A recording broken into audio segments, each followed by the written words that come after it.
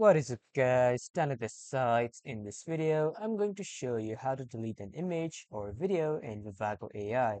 So first you need to head over to your Vivago AI's website and then you need to log in with your credentials. After that, on the left side, you can see this asset section. Click on this. So coming to the asset section here on the right side at the top or on the left side at the top, you can see the image section. Click on this and from here you will see all the images.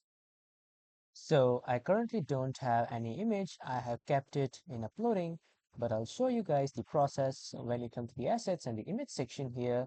On the right side, you will see the select icon. Click on this, and then you just simply need to select the images that you want to delete. And then on the right side, a delete button will appear.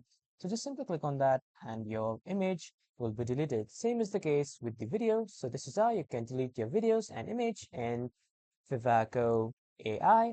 That was all for this video, everyone. Thank you for watching.